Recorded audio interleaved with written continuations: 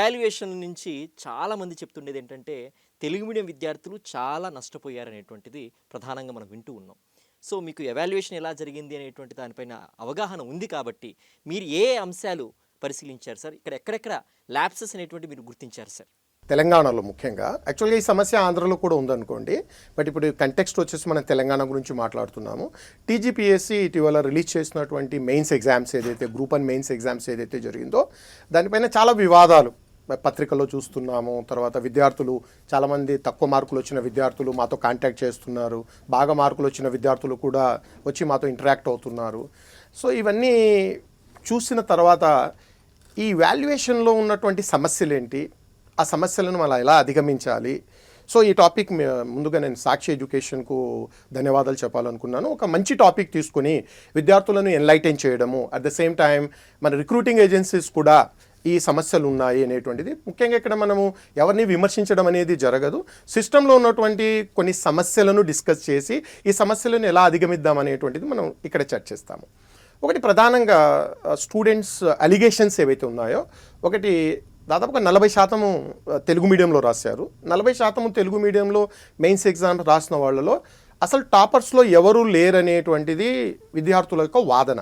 మరి టీఎస్పీఎస్సీ దీనికి సంబంధించి ఎటువంటి వ్యాఖ్య చేయలేదు, వాళ్ళు దానికి సంబంధించిన వివరాలు కూడా ఇవ్వలేదు. చాలామంది స్టూడెంట్స్ అడిగారు టీఎస్పీఎస్సీని, ఇందులో ఫస్ట్ టాప్ 100లో తెలుగు మీడియం వాళ్ళు ఎంతమంది ఉన్నారు అనేటువంటి విషయము. వాళ్ళు ఆ విషయాన్ని తప్ప మిగతా అన్ని విషయాలు చెప్పారనమాట. అంటే బీసీలు ఎంతమంది వచ్చారు, ఎస్సీలు ఎంతమంది వచ్చారు, ఎస్టీలు అంటే పిల్లలు ఏమి అడిగారు, వాళ్ళు ఏమి ఇస్తున్నారు అనేటువంటిది సంబంధం లేకుండా పోయింది.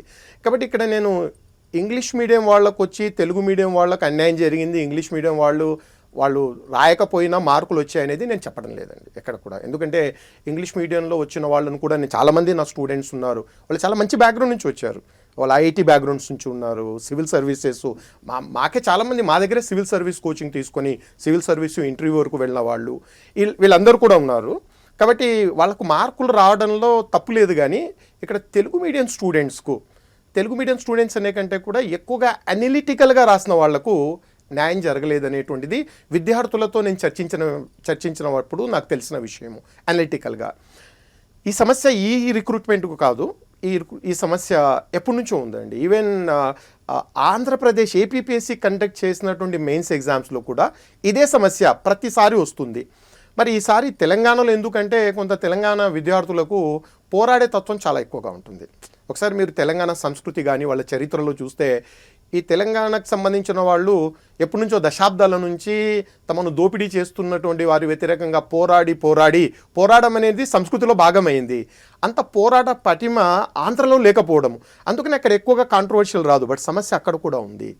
ఇక్కడ విద్యార్థులు ముఖ్యంగా ఇక్కడ ప్రిలిమ్స్ విషయానికి వస్తే, ప్రిలిమ్స్ అయితే హ్యాపీగా ఆబ్జెక్టివ్లో జరుగుతుంది. మీరు ఆబ్జెక్టివ్లో ఇవాల్యుయేషన్ ఎలా జరుగుతుందంటే ఎటువంటి హ్యూమన్ ఇంటర్వెన్షన్ ఉండదు.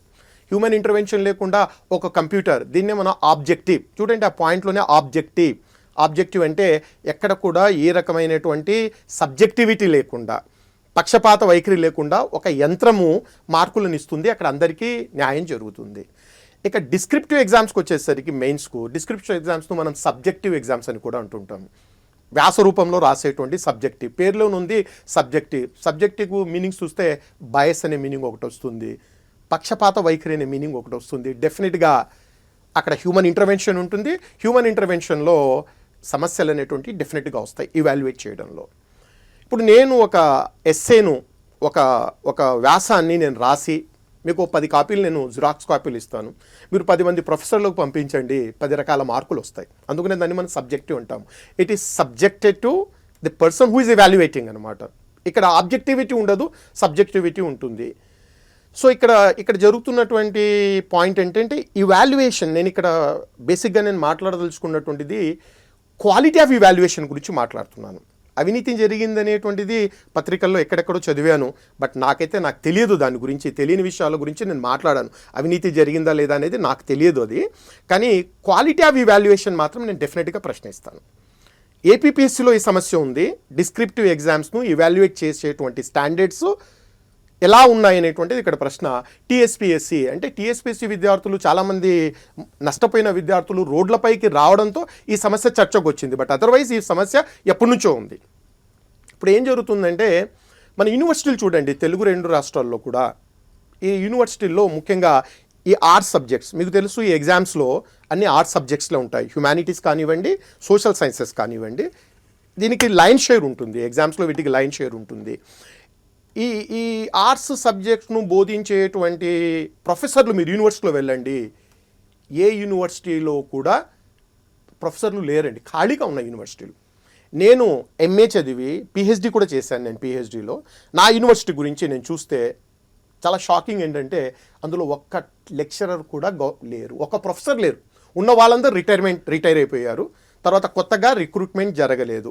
ఏదో సీనియర్ స్టూడెంట్స్, యూనివర్సిటీలో సీనియర్ స్టూడెంట్స్ తీసుకొని ఎంఏ క్లాసులు జరిపిస్తున్నారు. అక్కడ పిల్లలకు ఇంట్రెస్ట్ లేదు, చెప్పేవాళ్ళకి లేదు. ఒక్కరికంటే ఒకరు లేరు. నేను చదివిన యూనివర్సిటీలోనే ఒకరు లేరు. కాబట్టి యూనివర్సిటీలన్నీ దాదాపుగా ఖాళీ అయిపోయాయి. ఇక ఎవరిపైన డిపెండ్ అవుతున్నారంటే లెక్చరర్స్ పైన ఎక్కువగా డిపెండ్ అంటే డిగ్రీ కాలేజ్ లెక్చరర్స్ను. మరి జూనియర్ కాలేజ్ తీసుకున్నారో లేదో తెలియదు, కానీ డిగ్రీ కాలేజ్ లెక్చరర్స్ను తీసుకున్నారు. ఈ డిగ్రీ కాలేజ్ లెక్చరర్స్ ఎంతవరకు ఈ పేపర్లకు న్యాయం చేశారనేటువంటిది ఇక్కడ చాలా ప్రధానమైనటువంటి సమస్య అండి. ఇప్పుడు ఏమవుతుందంటే, ఇప్పుడు 6th పేపర్ తెలంగాణలో 6th పేపర్ మీరు చూస్తే కొత్తగా ఇంట్రడ్యూస్ చేశారు. తెలంగాణ మూమెంట్ అనేటువంటిది, స్టేట్ ఫార్మేషన్ అనేటువంటి పేపర్. ఈ పేపర్ ఎక్కడ కూడా ఏ యూనివర్సిటీలో, ఏ కాలేజ్లో, అక్కడ అకాడమిక్స్లో లేదు. అంటే అర్థం ఏంటి, మన లెక్చరర్లు ఎవరైతే ఉన్నారో ఆ లెక్చరర్లు ఈ పేపర్ను ఎక్కడ టీచ్ చేయడం లేదు. వాళ్ళు ఇండియన్ హిస్టరీ చెప్తుండొచ్చు, తెలంగాణ హిస్టరీ చెప్తుండొచ్చు, లేదా యూరోపియన్ హిస్టరీ చెప్తుండొచ్చు. వాళ్ళని తీసుకొని వచ్చి తెలంగాణ పేపర్ను ఇచ్చారు. వాళ్ళకు కూడా చాలా కొత్తగా ఉంటుంది అది. ఇప్పుడు మాలాంటి ఫ్యాకల్టీకి ఏంటంటే మాకు కూడా చాలా కొత్తదండి. ఎందుకంటే తెలంగాణ రాష్ట్రం ఏర్పడిన తర్వాత హరగోపాల్ కమిటీ ఈ సిలబస్ను సెట్ చేసిన తర్వాత కొత్తగా చూసాం. అందులో చాలా టాపిక్స్ మాకు కూడా తెలియదు. బట్ స్టూడెంట్స్కి మేము చెప్పాలి, అది మా జీవనోపాధి కాబట్టి అన్ని లైబ్రరీలు తిరిగి, అన్ని బుక్ స్టాళ్ళు తిరిగి తెలంగాణ ఉద్యమానికి సంబంధించిన ఏ చిన్న పుస్తకమైనా తీసుకొని చదవడం మొదలుపెట్టాం. లేకపోతే మాకు అక్కడ జీవనోపాధి లేదు. ఇప్పుడు ఆ పరిస్థితి మీకు కాలేజీలలో ఉండదు. కాలేజీలకు వాళ్ళ ఫిక్స్డ్ కరికులం ఉంటుంది, దాన్ని వాళ్ళు టీచ్ చేస్తుంటారు. వాళ్ళని పిలిపించి మీరు ఈ పేపర్లు వాళ్ళకి ఇచ్చి ఇవాల్యుయేట్ చేయమంటే సబ్జెక్ట్ వాళ్లకు, ఎందుకంటే దానిపైన వాళ్ళకి పెద్దగా అవగాహన ఉండదు. వాళ్ళు మార్కులు ఎలా వేయాలి? ఇప్పుడు ఏం జరుగుతుందంటే, ఎవరైతే క్వశ్చన్ సెట్ చేశారో తెలంగాణ మూమెంట్ గురించి ఒక క్వశ్చన్ ఆయన కీ కూడా ఇస్తారు. ఒక 5-6 పాయింట్స్ ఇస్తారు. ఒక 5-6 పాయింట్స్ ఇచ్చి 5-6 పాయింట్స్ ఉన్న వాళ్లకు మార్కులు వేయండి, మ్యాక్సిమం ఒక 70% వేయండి వాళ్ళకి ఇస్తారు. ఇప్పుడు అవగాహన లేనటువంటి, అందరు కాకపోయినా కొంతమందికి అవగాహన డెఫినెట్గా ఉండదు. నేను అందరినీ బ్లేమ్ చేయడం లేదు. చాలామంది టీచర్లకు ఆ పేపర్ పైన అవగాహన, వాళ్ళు మంచి టీచర్లు కావచ్చు వాళ్ళ సబ్జెక్ట్లో, కానీ ఈ పేపర్ ఎందుకు అవగాహన లేని వాళ్ళు తమకు కీ ఇచ్చినటువంటి 5-6 పాయింట్స్ ఈ ఆన్సర్లో ఉన్నాయా లేదా అని వెతకడం మొదలుపెట్టారు. నేను గెస్ చేస్తున్నానండి, నా దగ్గర ఏమి శాస్త్రీయమైన ఆధారాలు లేవు, బట్ ఏం జరిగి ఉంటుంది అనేది. సో ఈ 5-6 పాయింట్లను వెతకడం, 3 పాయింట్లు ఉంటే ఒక రకమైన మార్కులు వేయడము, 4 పాయింట్స్ ఉంటే ఇంకొక రకమైన మార్కులు వేయడం. అంటే ఇక్కడ ఇవాల్యుయేషన్ జరగడం లేదు, ఆ పాయింట్స్ ఉన్నాయా లేదని వెతుకుతున్నారు. అది హ్యుమానిటీస్లో కానీ సోషల్ సైన్సెస్లో కానీ చాలా ప్రమాదకరమైనటువంటిది. ఎందుకంటే ఇందులో ఉన్నటువంటి సమస్య కానివ్వండి, ఆర్ట్స్ సబ్జెక్ట్స్లో గొప్పతనం అనండి, ఒకే అంశాన్ని పలు రకాలుగా మనం విశ్లేషించడం అనేటువంటిది. ఇప్పుడు మీరు సైన్స్లో 2x2 4 అవుతుందండి, కానీ ఆర్ట్స్ సబ్జెక్ట్లో మీ కెపాసిటీని బట్టి దాన్ని 3 లేదా 5 కూడా తీసుకెళ్ళి చూపించవచ్చు. ఆ స్టాండర్డైజేషన్ ఉండదు, దాని గొప్ప విషయము. కాబట్టి ఒక్కొక్క విద్యార్థి ఒకే సమస్యను పలు రకాలుగా విశ్లేషిస్తాడు. ఈ వాల్యుయేట్ చేసేటువంటి వ్యక్తి ఆ విద్యార్థి యొక్క విశ్లేషణ సామర్థ్యం ఏముంది, క్లారిటీ ఆఫ్ ఎక్స్ప్రెషన్ ఏముంది, ఈ ఆన్సర్కు తన నుంచి ఏమైనా అతను కాంట్రిబ్యూట్ చేయగలిగాడా, ఇతని ఆలోచనలను జోడించగలిగాడా.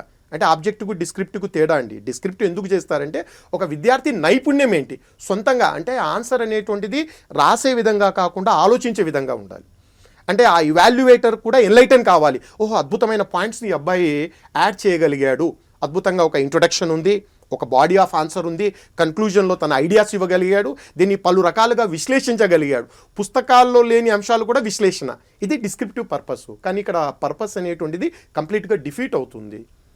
అంటే ఒక ప్యాటర్న్ మీరు తీసుకొని ఒక 5-6 పాయింట్లు తీసుకొని 5-6 పాయింట్లు ఉన్నాయా లేదా, అంతకంటే మంచి పాయింట్లు రాసి ఉండొచ్చు, అయినా మీరు ఇగ్నోర్ చేస్తున్నారు. ముఖ్యంగా తెలుగు మీడియం స్టూడెంట్స్ ఇక్కడ జరిగిన అన్యాయం ఏంటంటే, నాకు తెలిసినంత వరకు, నేను కూడా దాదాపుగా 30 ఏళ్ల నుంచి ఈ ఫీల్డ్లో ఉన్నాను. నేను కూడా ఒకప్పుడు కాంపిటేటివ్ ఎగ్జామ్స్కు ప్రిపేర్ అయిన వ్యక్తినే. దాదాపుగా 25-26 ఏళ్ల నుంచి ఒక 4 ఏళ్ళు నేను కాంపిటేటివ్ ఎగ్జామ్స్ చదివాను. 26-27 ఏళ్ల నుంచి నేను టీచ్ చేస్తున్నాను. గ్రూప్ 1 వాళ్ళకు టీచ్ చేస్తున్నాను, గ్రూప్ 2 వాళ్ళకి టీచ్ చేస్తున్నాను, సివిల్ సర్వీసెస్ వాళ్ళకి టీచ్ చేస్తున్నాను. ఇక్కడ హైదరాబాద్లోనే కాదు, నేను ఢిల్లీ, బెంగళూరు లాంటి నగరాల్లో కూడా టీచ్ చేసిన అనుభవం ఉంది. ఇప్పటికి కూడా నేను టీచ్ చేస్తున్నాను. నేను తెలుగు మీడియంలో, ఇంగ్లీష్ మీడియంలో కూడా నేను టీచ్ చేస్తున్నాను. కాబట్టి పిల్లలతో నాకు ర్యాపో చాలా ఎక్కువగా ఉంటుంది. సో ఇలాంటి పరిస్థితుల్లో చాలామంది విద్యార్థులు ఎగ్జామ్ రాసిన తర్వాత సార్ ఈ రకంగా మేము విశ్లేషించాము. తెలుగు మీడియం స్టూడెంట్స్ చాలా అద్భుతంగా, నాకు తెలిసినటువంటి తెలుగు మీడియం స్టూడెంట్స్ చాలా అద్భుతంగా విశ్లేషణాత్మకంగా, అలానే ఇంగ్లీష్ వాళ్ళు రాలేదని నేను చెప్పడం లేదు, చాలా అద్భుతంగా విశ్లేషణాత్మకంగా వాళ్ళ ఆన్సర్స్ రాశారు. ఆ ఆన్సర్లను పట్టించుకోలేదు. ఎందుకంటే ఈయన చేతిలో ఉన్న కీలో ఉన్న పాయింట్స్ అందులో అతనికి కనిపించి ఉండకపోవచ్చు. నేను ఇక్కడ ఒక బెస్ట్ ఎగ్జాంపుల్ నేను ఇవ్వాలనుకుంటాను. నాకు ఒక స్టూడెంటు, అబ్బాయి already group 2 officer. Telangana syllabus మొట్టమొదటిసారిగా అనౌన్స్ చేసినప్పుడు మెటీరియల్ ఎక్కడా లేదు. అలాంటిది అబ్బాయి అన్ని లైబ్రరీలు తిరిగాడు, సారస్వత పరిషత్కి వెళ్ళాడు, తెలంగాణ పైన ఉన్నటువంటి బుక్లెట్స్ కానీ పుస్తకాలు అన్నీ గ్యాదర్ చేసి పుస్తకం రాశాడు కాంపిటేటివ్ ఎగ్జామ్స్ కోసం. తెలంగాణ ఉద్యమ చరిత్ర అని పుస్తకం రాశాడు అబ్బాయి. అతను నా స్టూడెంట్ కావడం, సివిల్ సర్వీస్ స్టూడెంట్ కావడము. నేను ఆ పుస్తకానికి ఫోర్వర్డ్ కూడా రాశాను. కనీసం ఆ పుస్తకము ఒక 2 లక్షల కాపీలు అమ్మి ఉంటుందండి. అబ్బాయి ఆల్రెడీ గ్రూప్ 2 ఆఫీసర్ అతను. అబ్బాయి మొన్న మెయిన్స్ రాస్తే ఆ తెలంగాణ పేపర్లో అతనికి వచ్చిన మార్కులు షాక్కు గురి చేశాడు. అంటే ఒక పుస్తకము, మొట్టమొదటి పుస్తకం అండి అతను రాసినటువంటిది.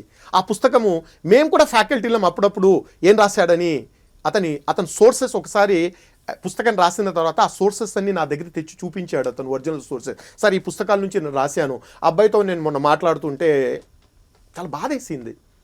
చాలా భయానకమైన మార్కులు వేశారండి. అది చాలా బాధాకరము. సో దీన్ని ఎలా అర్థం చేసుకోవాలి, ఇవాల్యుయేషన్ సిస్టమ్ను మనం ఎలా అర్థం చేసుకోవాలి?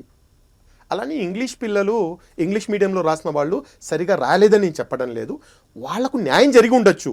కానీ తెలుగు మీడియం వాళ్ళకైతే డెఫినెట్గా అన్యాయం జరిగింది. ముఖ్యంగా విశ్లేషణాత్మకంగా రాసిన వాళ్ళని మీరు పట్టించుకోలేదు. ఆ డిస్క్రిప్టివ్ పర్పస్ను డిఫీట్ చేశారు. అది ఇక్కడ నేను గమనించినటువంటి విషయం.